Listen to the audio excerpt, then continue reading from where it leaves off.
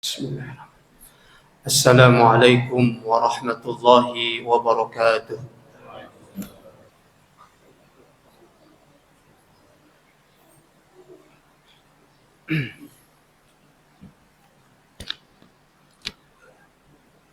Alhamdulillah. Alhamdulillahilladzi hamdan yuwafi ni'amahu wa yukafi'u mazidah. يا ربنا لك الحمد كما ينبغي لجلال وجهك الكريم ولعظيم سلطانك. سبحانك اللهم لا أحصي ثناءك عليك أنت كما أثنيت على نفسك. وأشهد أن لا إله إلا الله وحده لا شريك له. وأشهد أن سيدنا محمدا عبده ورسوله وصفيه وخليله خير نبي أرسله الله إلى عالم كله بشيرا ونذيرا. اللهم صل وسلم وبارك على سيدنا محمد وعلى آل سيدنا محمد صلاة وسلاما دائمين متلازمين إلى يوم القيامة. أما بعد، فيا أيها الحاضرون اتقوا الله حق تقاته ولا تموتن إلا وأنتم مسلمون. فقال الله تعالى في القرآن العظيم: أعوذ بالله من الشيطان الرجيم، بسم الله الرحمن الرحيم، قل إن كنتم تحبون الله فاتبعوني يحببكم الله ويغفر لكم ذنوبكم والله غفور رحيم. Hadirin jamaah salat Jumat yang dirahmati Allah, marilah kita panjatkan puji dan syukur kita kehadirat Allah Subhanahu wa taala, Tuhan semesta alam, dengan limpahan rahmat, taufik dan hidayahnya. Alhamdulillah, kita masih diberikan kesempatan untuk berkumpul di tempat yang mulia ini dalam rangka menunaikan kewajiban kita sebagai hambanya, yaitu menunaikan sholat Jumat secara berjamaah. Salawat teriring salam semoga senantiasa tercurah limpahkan kepada junjungan kita, yakni Habibana wa Nabiyana wa Maulana Muhammad sallallahu alaihi wasallam, Nabi terakhir penutup para Rasul yang telah membawa cahaya kebenaran dan petunjuk menuju jalan Allah yang lurus. Semoga salawat itu juga tercurahkan kepada keluarga beliau, para sahabatnya, serta seluruh umat Islam yang mengikuti jejaknya hingga akhir zaman. Hadirin jamaah salat Jumat yang dirahmati Allah, saya berwasiat kepada diri saya pribadi dan juga kepada seluruh jamaah sekalian, marilah kita tingkatkan ketakwaan kita kepada Allah Subhanahu wa taala, karena takwa adalah bekal terbaik dalam kehidupan ini. Takwa adalah penjaga dalam kesendirian, penuntun dalam kegelapan, dan penyelamat di hari pembalasan. Maka marilah kita senantiasa bertakwa kepada Allah Subhanahu wa taala dengan menjalankan perintah-perintahnya dan menjauhi larangan-larangannya. Para jamaah salat Jumat yang dirahmati Allah Subhanahu wa taala, tema khutbah kita pada kesempatan yang mulia ini adalah tanda-tanda orang ma'rifat kepada Allah Subhanahu wa taala.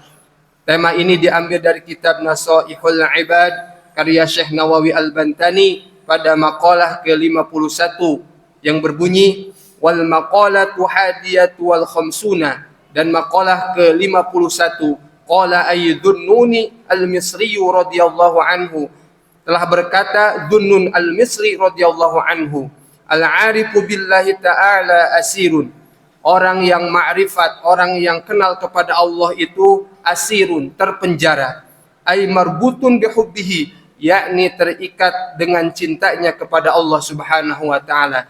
Wa qalbuhu basirun, hatinya melihat, ay muzayyinun li batinihi bil muraqabati, yakni orang yang ma'rifat kenal kepada Allah itu selalu menghiasi hatinya dengan sifat muraqabah, merasa diawasi oleh Allah Subhanahu wa taala, wa li dhahirihi bil muhasabati, dan zahirnya jasmaniahnya dia selalu hiasi dengan sifat selalu bermuhasabah. Kemudian wa amaluhu lillahi katsirun, dan amalnya itu banyak karena Allah Subhanahu wa taala. Para jamaah salat Jumat yang dirahmati Allah, pada maqalah ke-51 Dhunnun al-Misri radhiyallahu anhu berkata bahwa tanda-tanda orang yang ma'rifat yang kenal kepada Allah Subhanahu wa taala itu ada 3. Yang pertama, al-arifu billahi ta'ala asirun. Orang yang ma'rifat atau kenal kepada Allah Subhanahu wa taala itu terpenjara. Apa makna terpenjara di sini? Makna terpenjara di sini bukan secara fisik, tapi secara rohani dan batiniah. Makna terpenjara di sini itu artinya yang pertama, terpenjara dari syahwat dunia. Orang yang ma'rifat, orang yang kenal kepada Allah itu tidak bebas seperti manusia kebanyakan. Ia menahan diri dari hawa nafsu, kesenangan dunia, dan hal-hal yang melalaikan diri dari Allah Subhanahu wa taala. Dunia ini tidak lagi menggoda baginya.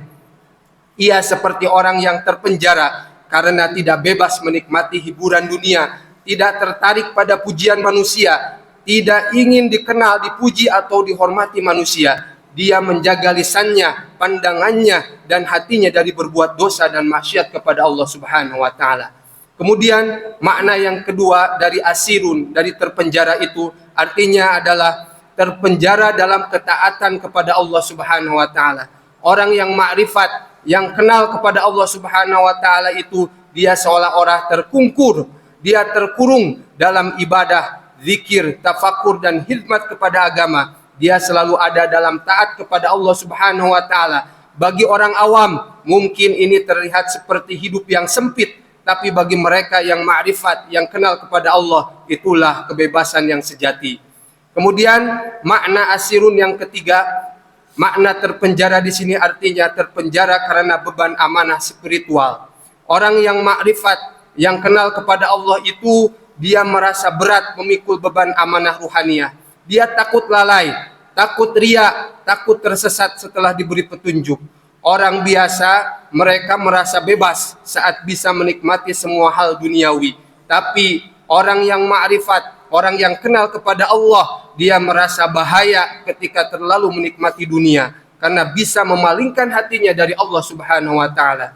Jadi makna terpenjara di sini adalah bentuk ketundukan total kepada Allah Subhanahu wa taala, sehingga seolah dia tidak bebas seperti orang lain. Tapi di balik terpenjara itu justru ada kebebasan rohani yang hakiki, karena hatinya merdeka dari dunia dan hanya bergantung kepada Allah Subhanahu wa taala. Kemudian yang kedua, orang yang ma'rifat kepada Allah itu, kata Dhunnun al-Misri radhiyallahu anhu adalah wa qalbuhu basirun, hatinya melihat. Maknanya apa? Makna hatinya melihat di sini bukan berarti secara fisik hati itu punya penglihatan, punya mata, bukan. Tapi ini adalah bahasa ruhani yang memiliki arti sangat dalam. Makna hatinya melihat itu artinya yang pertama, melihat dengan mata hati atau basirah. Orang yang ma'rifat, yang kenal kepada Allah, dia tidak hanya melihat dengan mata kepala saja, tapi melihat dengan mata hati atau basirah. Artinya apa? Dia bisa melihat hakikat di balik segala sesuatu. Dia tidak tertipu oleh bentuk lahiriah dunia, harta, status, dan sebagainya. Dia sadar bahwa semua yang tampak di dunia ini hanyalah bayangan dari kekuasaannya Allah Subhanahu wa taala. Ketika melihat hujan turun, orang biasa hanya melihat air turun dari langit ke bumi. Tapi orang yang ma'rifat, yang kenal kepada Allah, dia melihat rahmat dan kasih sayang Allah yang turun ke bumi. Kemudian makna hatinya melihat itu artinya yang kedua, melihat tanda-tanda keagungan Allah dalam segala hal.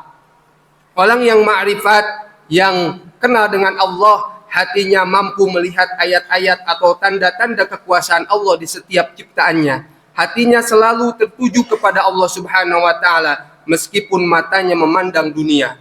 Ketika melihat keindahan laut, orang yang ma'rifat, orang yang kenal kepada Allah, dia tidak takjub kepada keindahan laut, tapi dia takjub kepada Allah yang menciptakan laut. Kemudian makna yang ketiga dari hatinya melihat itu artinya melihat Allah dengan rasa hadir atau muraqabah. Meskipun belum bisa melihat Allah secara langsung, tetapi orang yang ma'rifat itu hatinya selalu merasa diawasi oleh Allah Subhanahu wa taala dan hatinya selalu ingin dekat dengan Allah Subhanahu wa taala. Inilah maqam ihsan seperti di dalam hadis disebutkan. Engkau menyembah Allah seolah-olah engkau melihatnya dan jika engkau tidak melihatnya, sesungguhnya dia melihatmu. Hadis riwayat Bukhari dan Muslim. Jadi hatinya melihat di sini berarti hatinya hidup dan peka terhadap kebenaran, tidak tertipu oleh dunia, selalu bermuhasabah, selalu terhubung dengan Allah Subhanahu wa taala dan menyaksikan tanda-tanda kehadirannya dalam setiap detik kehidupan. Kemudian ciri atau tanda dari orang yang ma'rifat kepada Allah, kata Zunnun Al-Misri, yang ketiga yaitu wa amaluhu lillahi katsirun. Amalnya itu banyak karena Allah Subhanahu wa taala.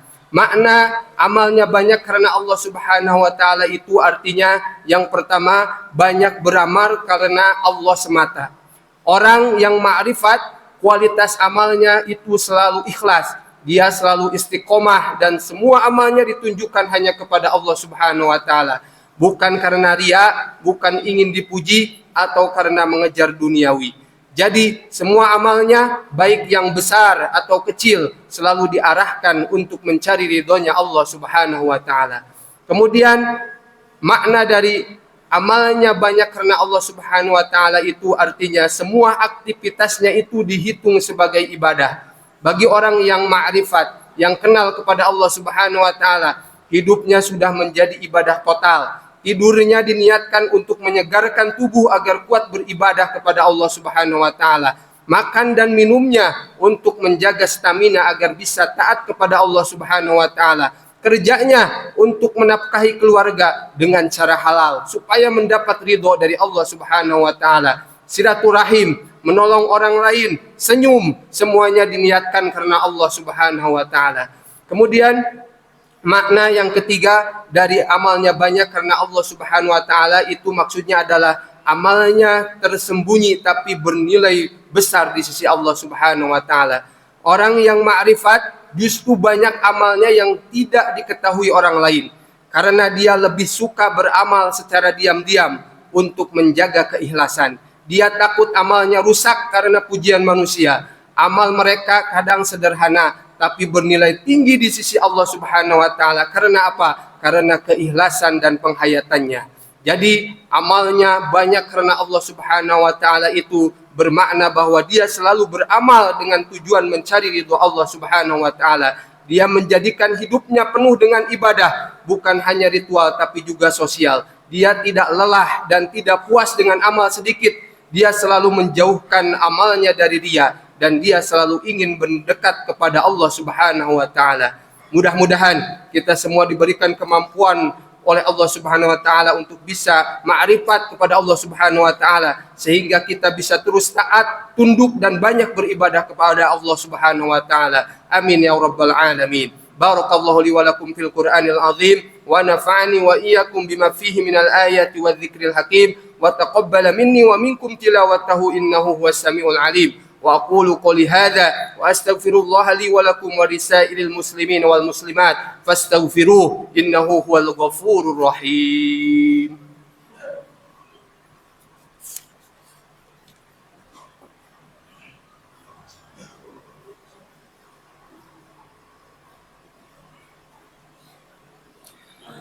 الحمد لله الذي أنعمنا بنعمة الإيمان والإسلام والصلاة والسلام على سيدنا محمد خير الأنام وعلى آله وأصحابه الكرام. أشهد أن لا إله إلا الله الملك القدوس السلام وأشهد أن سيدنا وحبيبنا محمدا عبده ورسوله صاحب الشرف والاحترام.